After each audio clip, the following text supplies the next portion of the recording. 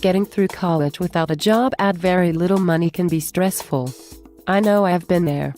In the end, I was forced to take a job at the local pizza place just to make ends meet. Studying all day then working late into the night is definitely not fun.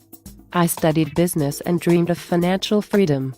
Making plans for the future seemed to get me through those dreary days that seemed like they wouldn't end.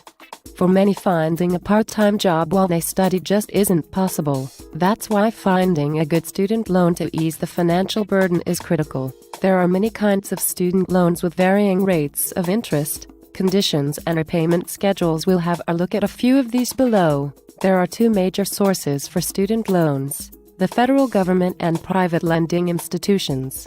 A federal loan is the cheapest way to fund your college degree, but these loans generally only provide enough to pay for your basic college expenses.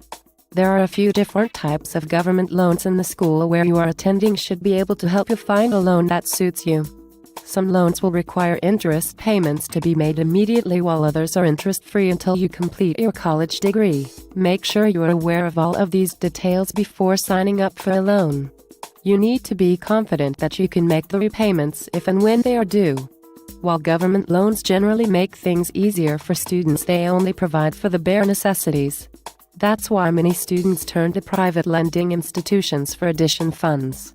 This is where things get a little bit complicated, and some students find themselves in difficult situations with loans they just can't repay. Private institutions, such as banks and other lending companies, do not give charity. They are out for a profit. This means before giving a loan, they will check your credit score and most likely will require a cosigner to verify that the loan will be repaid.